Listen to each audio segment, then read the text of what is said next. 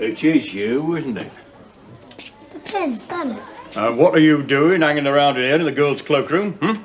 I'm waiting for someone. Oh, now you're rumbled, son. Hey! Not so fast. Leave off! It was you, wasn't it, eh? Fiddled around with them bikes today they was finished. Now come back here. I ain't moving. The only place that you are going is Mrs. McCluskey's office. Well, then I'll need my place, won't I? Go on. You're in a hurry? What do you mean? I was only waiting for you at the gate. You didn't even saw me. Were you? Oh, sorry. My dad was in a rush. He always seems to be. Yes, well, he's got a business appointment in Birmingham. He's got to go up there by plane to save time. Oh. And we got stopped by the police. Even by the Jacks on swap stories. For speeding. 70 miles per hour. What, in a rush hour? Yes. So you'll be coming home on the bus like the rest of us? No, my dad's picking me up. What, from Birmingham? Yes, he's coming back especially. Is there any chance that we come round tonight? You know, to see your Sid? Look, I really would like that. But we've had to move just for a little while because our other home's got dry rot. In fact, it's made my mother ill. She's had to go into hospital. How about you come round to my place then? I would, but my dad wants me at home. I've got to visit my mum. My dad's going to sue the architect and he'll probably end up in prison when my father's solicitors are finished with him, I shouldn't wonder. Well, let's sort it out then, yeah? Yes, I'd like that. My dad's really angry about everything at the moment. Well, yet again, we appear to be waiting for Terry. Oh, he's outside Mrs. McCluskey's office, miss. He's outside Mrs. McCluskey's office, miss. Shut it, rubber brains. So he isn't late, miss. Justin Dean loves Terry Ratcliffe. You're both so grown up.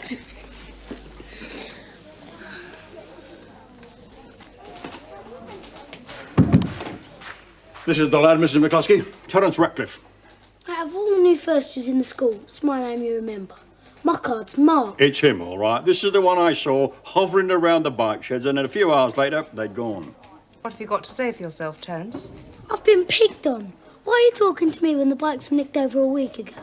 Well, it's taken me that long to track him down. He's like the Scarlet Pimpernel, he is. You accuse me and you don't have any evidence. Unfortunately, I'm rather inclined to agree with that, Miss Griffith. Ah, yes, but, I mean, where did I find him just now? About to do the very same thing in the girls' cloakroom. Bicycles aren't kept in the girls' cloakroom. No, thieving. It's rubbish. This is really out of order. I wasn't doing nothing. What were you doing in the girls' cloakroom? Waiting for a friend of mine. Who? Justin Dean. She's in one. A boy of your age, pull the other one. The last thing you're interested in is cavorting about with girls. She's a friend of mine, I'm telling you. All right, G1, there are a few moments before the bell. You can talk quietly. Sir? Yes, Matthew, what is it? Listen, boy, such a win, Pinot. Yeah. G1, would you please keep the noise level within the limits specified by the Noise Abatement Society? What'd you say, sir? Keep it down! Quietly.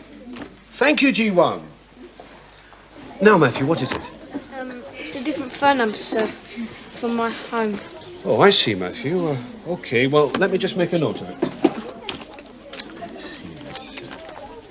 But, miss, I wasn't doing anything. Not this week, nor last week. It's unfair. The children who've had their bicycles stolen don't think it's fair either. Theft of any kind in this school is always taken very seriously. And with large and expensive items, parents have every right to ask me to call in the police. But that's something I only do as a last resort. The police would let you know about security measures. I mean, some kids don't even bother to lock their bikes. Maybe the school should provide permanent locking stands. Or at the very least, chains. Anyone could nick them. Now, you see? Is that an innocent person speaking, eh? I was trying to be helpful. If I was planning to nick the bikes, I wouldn't have said it, would I? Thank you, Terence. I am aware of security measures. Now, let's get this clear, shall we? This is not an interrogation. This is a personal chat. However, it would be most unwise not to take this as a warning. I will be asking Justine Dean if she can corroborate your story. It's true, miss. Honest. Right. If there's a next time, there will be a proper hearing with parents, social worker, and yes, if necessary, the police. Am I making myself clear? As crystal, miss. Good. You may go now. Thank you, miss.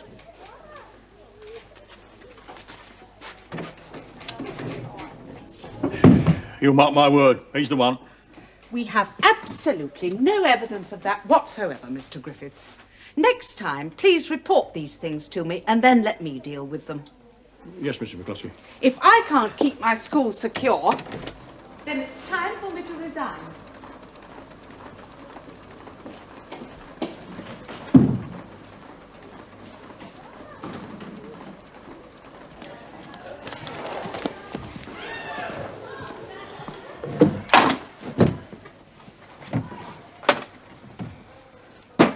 Laura, what is the matter with you? Nothing. Really? Look, I don't feel too great, all right? No, I'd noticed. Well, then why bother asking? Look, is it something I said? No. Don't take it out on me then. It's not really fair, is it? Sorry, if you must know, it's parent trouble. Well, it can't be that bad. You've only got one of them. Yeah, well, I almost wish my dad was back. Oh, yeah, I see.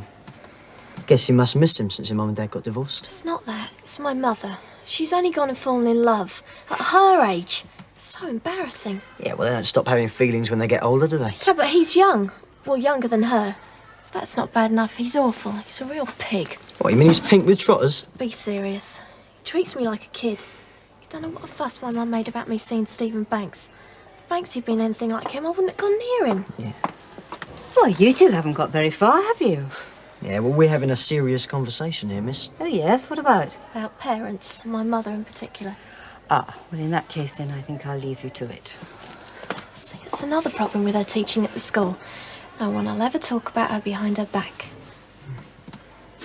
Before we begin, it's customary to say a little prayer. So come on, Matthew Snot-Nosed Pearson. Leave me alone. Now that's not a very clever prayer, is it? How about, please, Mauler, don't hit me. You're so big and strong, and I'm such a pathetic wimp that if you touch me, you'll pulverise me. Say it. Say it! Oi! You tunnelard! Leave me alone. Victim number 2, lads. That's what you think. Green 79, bundle! Oi, you want to mess with Mauler, do ya? Come here! Come here! Oi! Come on, put this one along, will ya? Don't stand there, get him! Go on, stand here!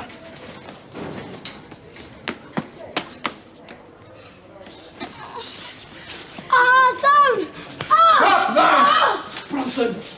What is going on here? Nothing, sir. You are the boy responsible for my getting wet. Wasn't me, sir. Follow me.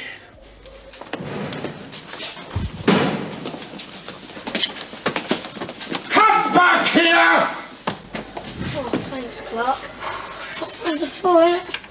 If they picked on you, I don't think I'll be brave enough. Look, well, they didn't. I know, and I'm sort of apologising in advance in case they do. Look, some fellas get a kick out of making people weaker than them squirm. Next time, you've got to say in your head, I'm not going to get bullied over and over again. You have to learn to give them a hard look in your eye. Wouldn't make any difference if they're bigger than you. Oh, they ain't going to kill you. No. Anyway, there's always teachers around. But suppose there isn't. This is a school, ain't it? Oh, Clark, my dad will go mad when he sees this badge. Matthew, that number you gave me, is that for the whole week? Yes, sir. Has something happened at home? We've had to move just for a little while. My mum's in hospital, but it's not serious. Oh. The house is, dry rot. Yeah, and your mum caught it, didn't she? Really? Yes.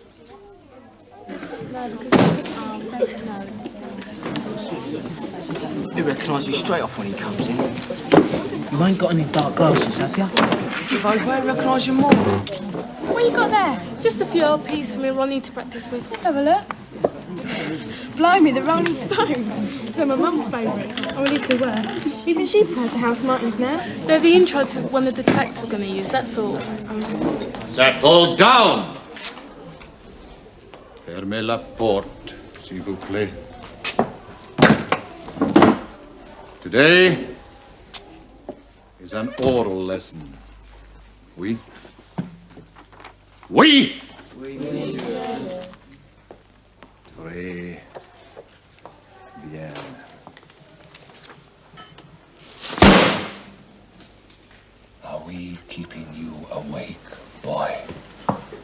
No, sir. Not a very forward thinker, are you?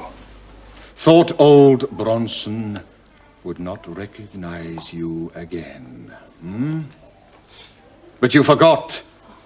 You had old Bronson for French. Next lesson, didn't you?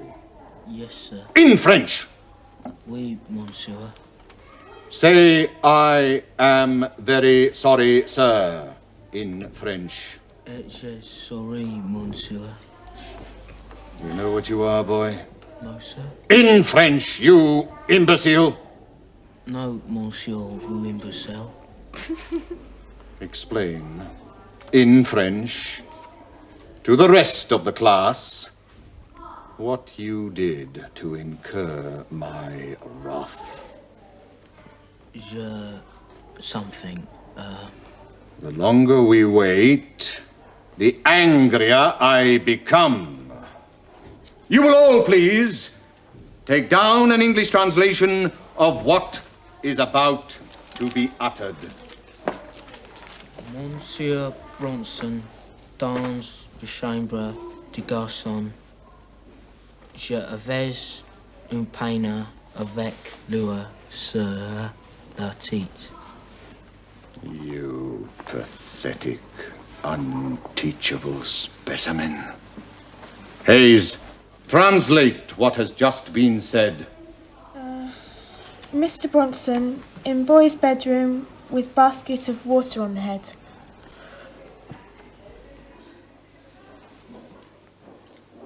I have heard better, much better, from 11-year-olds. Stand up. Stand on your chair. Class, turn round and face him. We are going to do some first-year revision work especially for you, boy. Wilson, name a part of the body in French. Le nez. Show us where that is.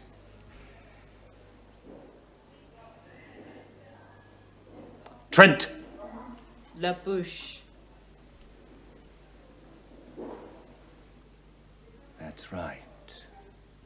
You are getting the idea. But I will let every member of the class have a turn before you step down. King! La tête.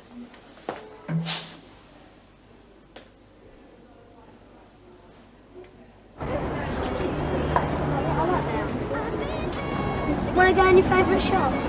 No, Tom. Got some nice stuff there. Yeah, that's where it's staying. We go straight to the cafe. Tiggs, look, we're mates, right? Yeah. Don't just like you because you give me stuff, right?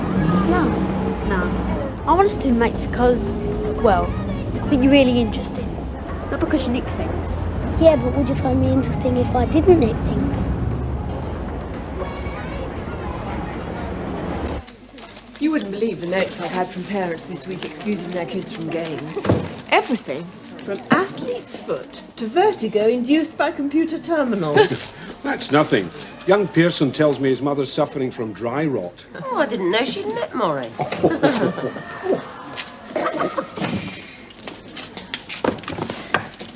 Actually, Mrs. Pearson didn't bring Matthew to school today. Oh, is she ill? I'm sure he got the story wrong.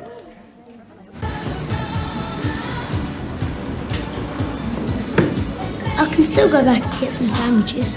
Look, you're not nicking anything we've made. Alright.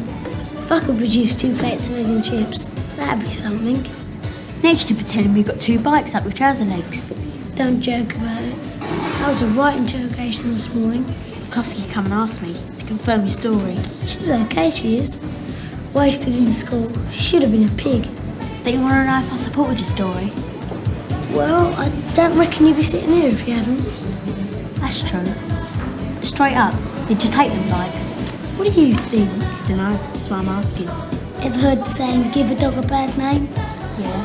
Yeah, well, it's like an open and shut case of that. Got that down, we're going. Why? I'm just seen someone I don't want to see. Who? I'm a social worker.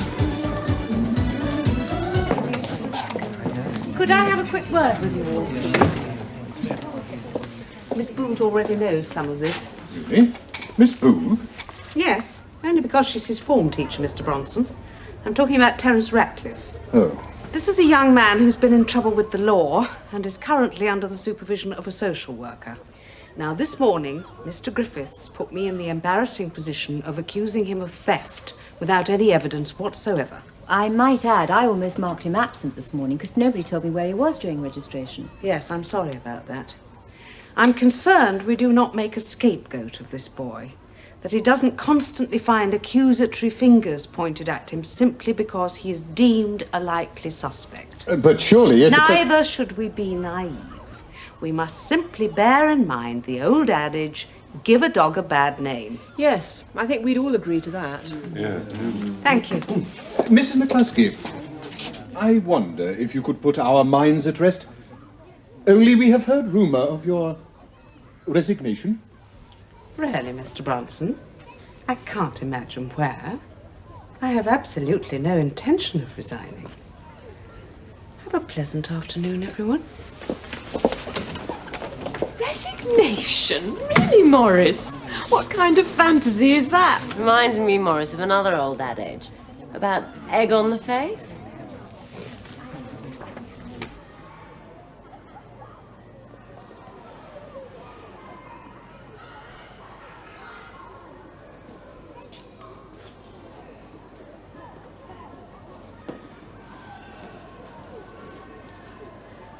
Quasimodo!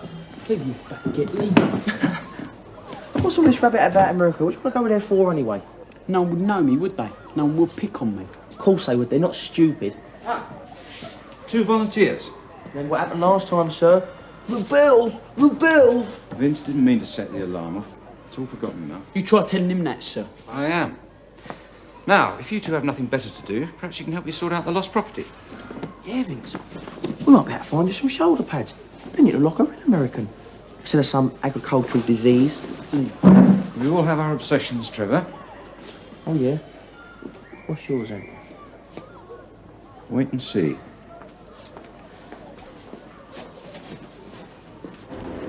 So how long you had a social worker then? As long as I can remember. When I was little, my brother used to post me through windows like I was a parcel. Weren't you scared? Witless. But why? Told you, one's in the family. Come on, it's not as if you can't help it. My brother, you know, had a job making plastic bags for 50 quid a week in a factory. But they sacked him after 2 weeks. Said he didn't have enough enthusiasm for the job. How many years ago was that? That was 6 months ago. A factory must be better than being locked up. I ain't locked up, am I? It's exciting, I'm boring up most people's lives. I nicked 200 quid in 15 minutes once. And you'd have to be a politician or pop star to earn that much in a quarter of an hour. Yeah, but I bet it belonged to some old lady who didn't have nothing.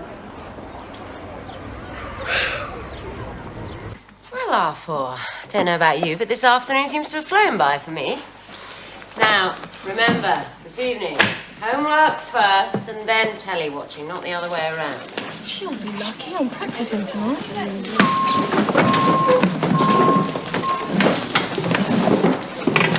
Running out of clean t-shirts, George, eh?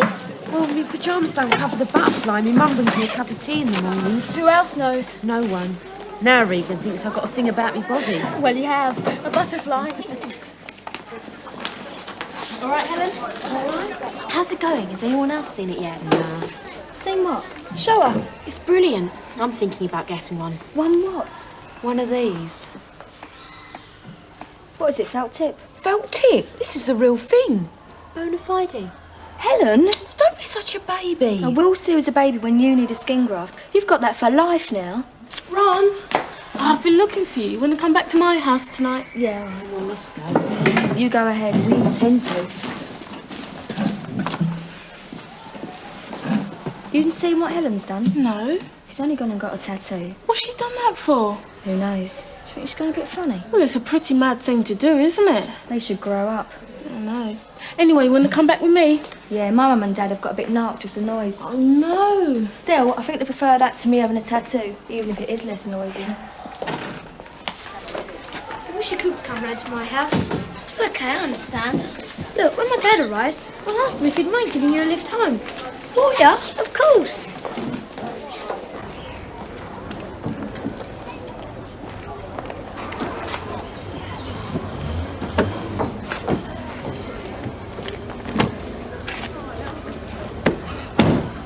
Thank you very much, Savage.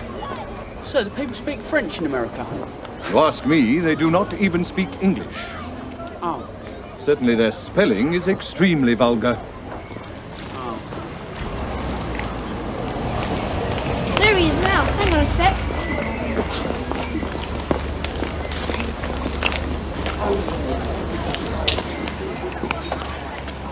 Dad, would it be okay if we give Clark a lift? Please. Fancy going down a chip shop, Clark? Nah, that's all right. I'm getting a lift. It's all right for Sam. Can I see you there? Yeah, see ya.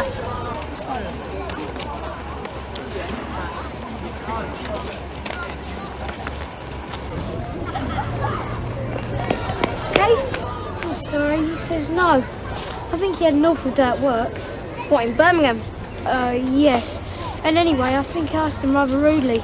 Put his back up. No problem. I'm sorry, I'll work on him. It's all right. Oh. See you tomorrow. Yeah, we'll still be friends. Sure, well, it's not your fault. I sort of feel it is. See ya. Yeah.